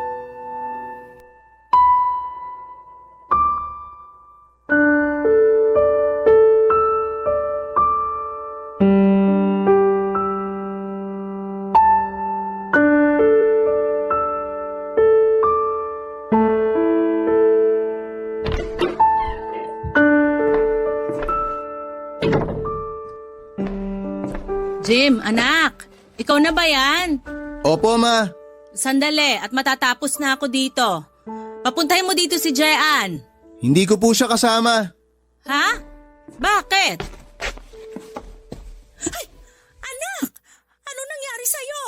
Ma, relax ka lang. Relax. Paano? Sa itsura mong yan. Diyos ko anak, ano bang nangyari? Kasi ma, Halika, pupunta tayo sa ospital. wag na. Anong wag? Ginamot na ako ni Papa Ton. Alam ng papaton mo to? Opo, siya po nagatid sa akin kanina. Gusto nga niya akong samahan dito sa bahay pero ako na yung nakiusap na wag na. Baka kasi lalo kayo magpanik pag nakita niyong may kasama ako eh. Kahit wala kang kasama, nagpanik pa din ako. Pero hindi katulad pag may kasama ako. At kailan naman nangyari yon? Hindi niyo na siguro naaalala pero nung bata ako, nahulog ako sa puno. Tapos yung mga kalaro kong puro OA, binuhat ako, dinala ako dito sa bahay. Hindi ba nagsisigaw pa rin kayo kahit na sinabi ko na sa inyo na 2 feet lang yung kinahulugan ko? Taas ng reaksyon nyo nun. Mas mataas pa yung reaksyon nyo kaysa sa kinahulugan ko eh. Matagal na yon. Saka kasi naman yung mga kalaro mo lahat naghihiyawan ng naaksidente si Jim, naaksidente si Jim. Yung iba nagiiyakan pa. Sino ba naman ang hindi magpapanik nun? Kaya nga ayaw ko na may kasama ako pa uwi. Bakit? Tingin mo ba o din magre-react ang papaton mo? Ha? Oo nga po no. Pero hayaan nyo na. Teka nga, nililibang mo ko eh. Ano bang nangyari? Bakit ba may mga pasaka? Naaksidente ka ba? Hindi po. Ano? Si Jean po kasi. Si Jean ang may gawa niyan? Ma, ang OA mo naman eh. Patapusin mo muna kasi ako magkwento. Ay sorry na. Sige, anong nangyari? Si Jean kasi nakita kong binabastos. Siyempre hindi naman po ako papayag ng ganun. Kaya sinugod ko yun ang babastos sa kanya. Malaki ba? Mas malaki pa ako. Malaki ka pa, pero nagulpi ka. Ma, madami kasi sila. Okay. Teka, nasan yung mga yan? Halika, ituro mo! Ma, pwede po bang bukas na lang? Magpahinga na lang muna tayo kasi gabi na. Hay anak, sigurado ka bang okay ka lang? Wala ka bang nararamdaman? Itong mga pasako lang ang iniinda ko. Medyo masakit pa. Sa loob mo, wala bang masakit? Di ko naman sila kaklose eh. Bakit naman po sasakit ang loob ko sa kanila? Ay, pilosopo ko talaga.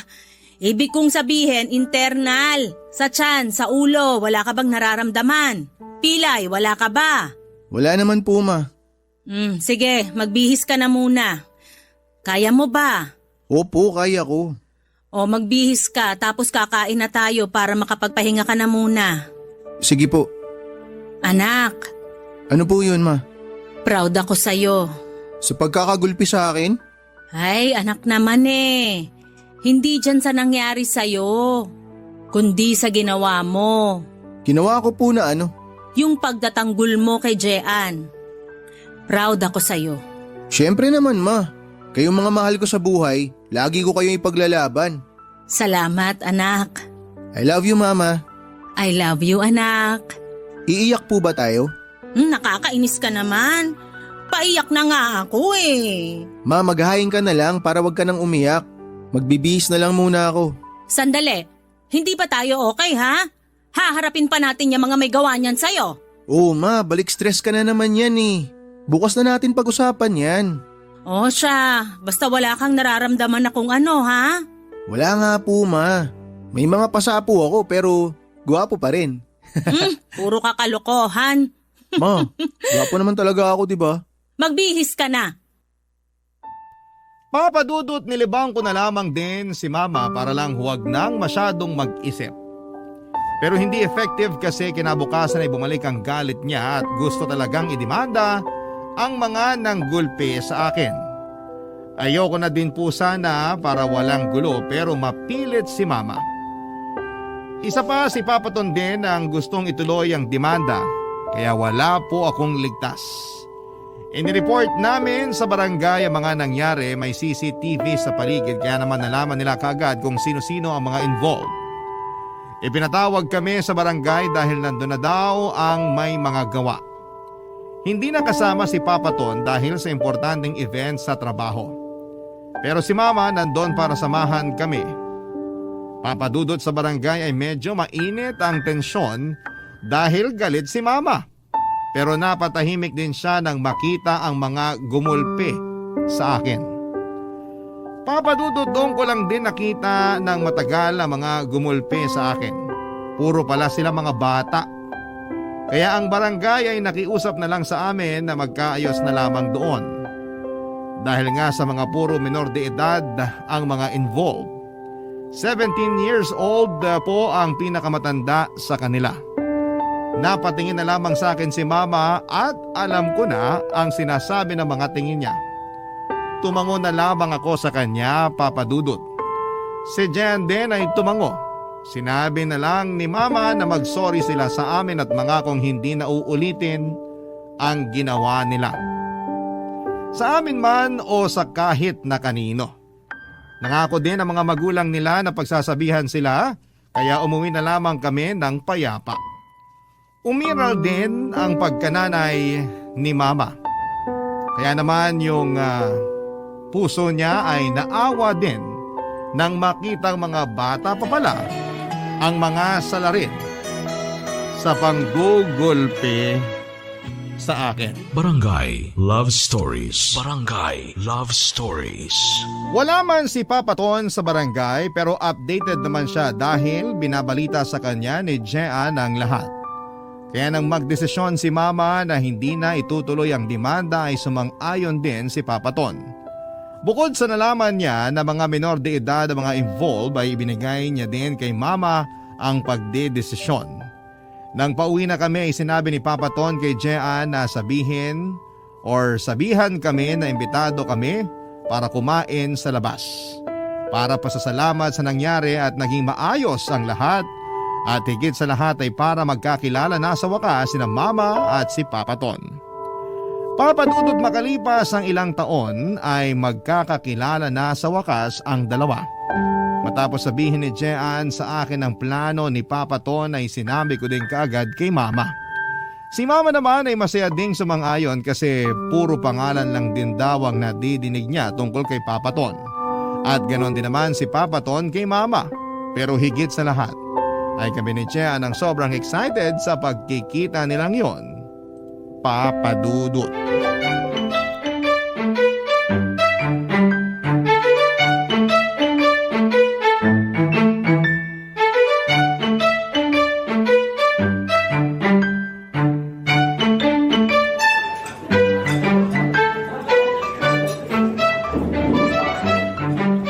Wala pa sila. Papa, ang aga pa kasi. Pasensya na anak. Excited lang. Mas excited kami ni Jim. Oo nga. Makikilala ko na din ang Mama Jello mo sa wakas. Opo nga eh. At sa wakas nagkaroon din kayong dalawa ng libreng oras at araw. May gagawin talaga sana ako ngayon. Pero hindi ko itinuloy kasi nga, mas gusto ko mabigyan ng oras ang pagkikita namin ng Mama Jello mo. At maipagdiwang natin ng pasasalamat at maayos kayo ni Jim. Padating na din po siguro ang mga yon. Nag-message si Jim na malapit na daw sila eh. Sigurado ka? May oras pa siguro para bumili ng regalo. Regalo? Oo. Para gesture ng pasasalamat sa lahat ng magagandang ginawa ng Mama Jello mo sa'yo. Tara, dyan lang naman sa kabila. Maganda yan, Papa. Tsaka alam mo na naman ang mga gusto ni Mama Jello. Pero magpapaiwan na ako kasi baka dumating sila. Tama anak. Dyan lang naman ako sa labas. Sige, Papa. Sige, mabilis lang ako.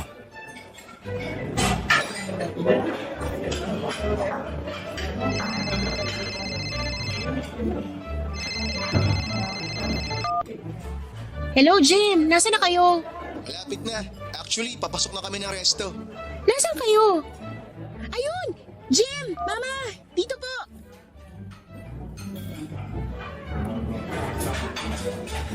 Ano po, Mama?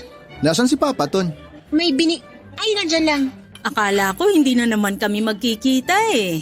Naku ma, hindi pwede. Kailangan magkita at magkakilala na kayo ni Papa Ton. Kaya nga, Mariosep, ilang taon na kami magkakilala pero hindi namin alam ang itsura o boses man lang ng isa't isa. Ganyan din po ang sabi ni Papa. Saan ba nagpunta ang papa mo? Yung totoo, Mama Jello, may binili siya. Anong binili niya? Ay, itong batang to. Bakit ba kailangan mo pang malaman? Siyempre po, baka regalo para sa akin yun eh. Eh, ikaw talaga.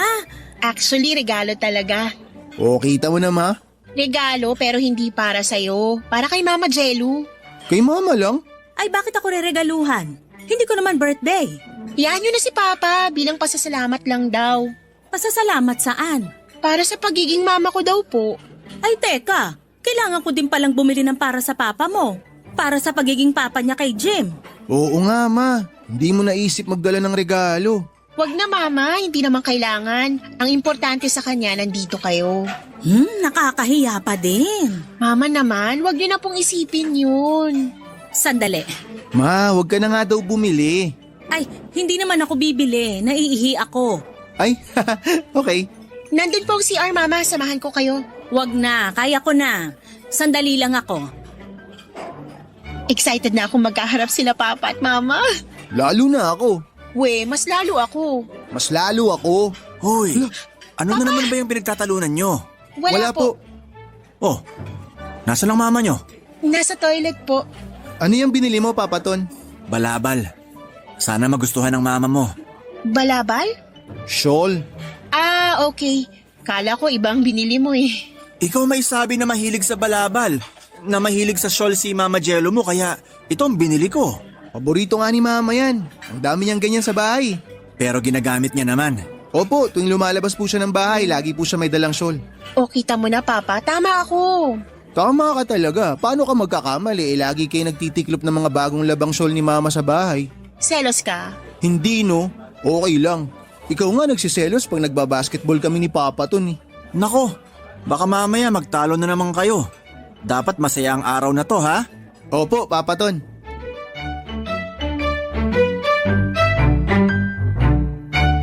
Papadudod, parang pelikula ang nangyari. Alam mo yung eksenang nagkakasalasihan yung dalawang karakter. Ganun po ang nangyari sa kanilang dalawa. Gulong-gulo na nga po kami ni Jean, kina Mama at Papa Ton. Pero kahit naman po ganon ang nangyayari, kampante at sigurado naman kami na magkikita na sila.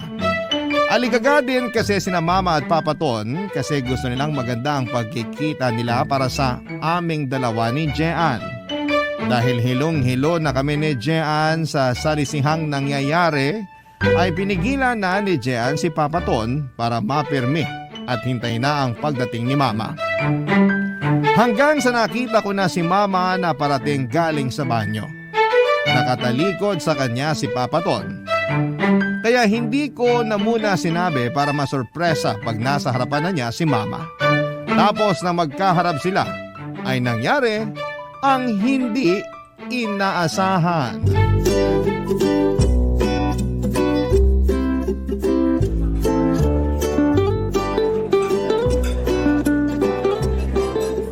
Angelo? Anthony?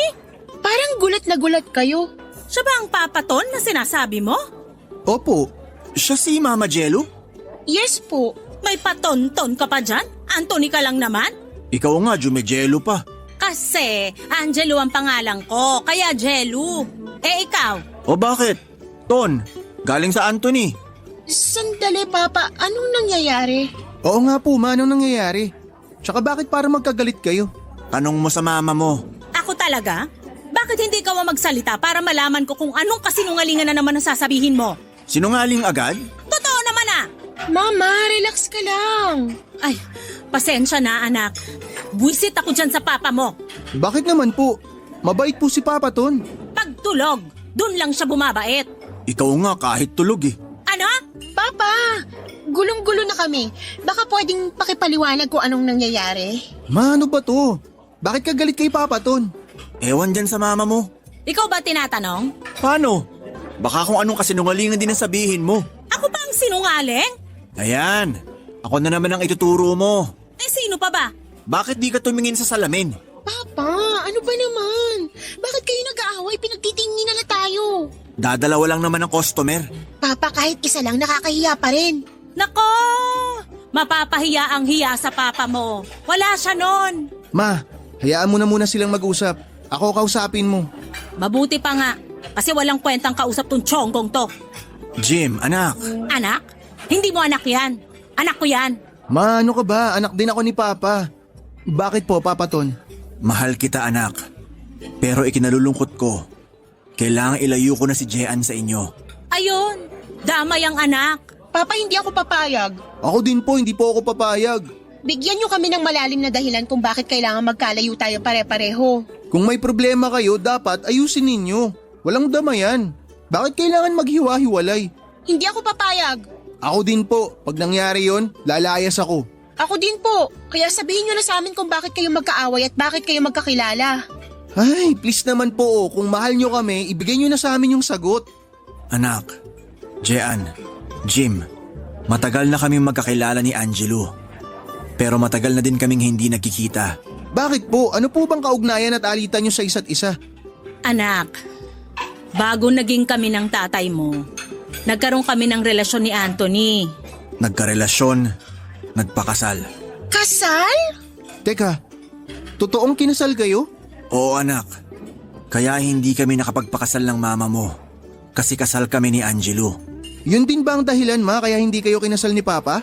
Oo anak, kahit wala na kami ni anumang komunikasyon ni Anthony, hindi pa din kami pwedeng magpakasal kasi kasal kami sa isa't isa. Hindi na namin ginawang legal ng paghihiwalay. Basta hindi na lang kami nagkita. Hanggang sa nakilala ko ang mama mo. At ikaw nga naging bunga, Jean. Papa. Patawarin mo ko, anak. Ako din, anak. Bakit po ba kayo nagkahiwalay? Nabuntis ang mama mo. Ano? Hindi ako nabuntis! Ikaw ang may ibang babae! Yun ang dumating sa akin na balita nung nasa biyahe ako sa Visayas. Nabuntis ka daw. Baliw ka pala eh! Yung kapatid ko ang nabuntis nun, si Angeli. Ikaw nga ang nambabae eh. Kitang-kita kayo ng mga taga-atin papuntang ospital dahil nanganganak yung babae mo. Wala akong ibang babae. Yung hinatid ko sa ospital, hindi ko kilala yun. Nakita ko nasa kalye, manganganak na. Kaya tinulungan ko lang. Ano? Nakita nyo na? Pareho kayong mali dahil sa pakikinig sa iba. Oo, ayan kasi. Dahil sa maling chismis, mas pinili nyo na hindi na mag-usap. Wala man lang tanungan o paliwanagan. Ano kaya yun?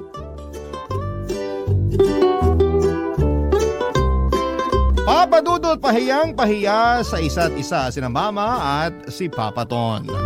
Dahil sa mababaw na chismis ay naghiwalay sila at hindi man lang muna nag-usap. Hindi ko alam kung nagkaganon ba sila dahil sa sobrang pagmamahal sa isa't isa o mababaw lang silang tao talaga. Total ay maayos na muli ang lahat kaya masasabi ko din naman na sa isang banda ay may ipagpapasalamat pa din naman kami ni Jean. Kasi kung hindi nangyari, ang nangyari ay wala sana kami sa mundo. O kung hindi sila ang naging magulang namin ay iba ang naging kapalaran namin ni Jean. Salamat pa din muli dahil nagkausap sila Mama at Papa. Nagkaintindihan at nagkapatawaran silang dalawa. Nabuong muli ang lamat na sila naman ang may gawa. Papa Dudut legally and technically ay mag-asawa pa din sina Mama at Papa Ton. Kaya dahil nagkaayos sila ay inayos din muli nila ang relasyon. Nagkaroon ng mahabang patlang. Nagkabalikan po sila at pinaplano na namin ang muli nilang pagpapakasal o ang renewal of vows nila. Bukod sa magiging maayos na din sila, ay natutuwa kami ni Jean dahil matutupad na ang pinangarap namin na maging magkapatid. Mas malaki ang pamilya namin ngayon at mas masaya. Kami pa din ni Jean ang tagapagtanggol ng isa't isa. At sina Mama at Papa ay bumabawi sa mga panahon na hindi sila nagkasama. Para sila mga batang muli. Kapag magkasama at masaya kami para sa kanilang dalawa. Nagpapasalamat po ako Papa Dudut sa pagbibigay ninyo ng oras para mabasa ang kwento namin. God bless sa Barangay Love Stories at sa Barangay LS. Ang inyong forever kapuso at ka-barangay Jim.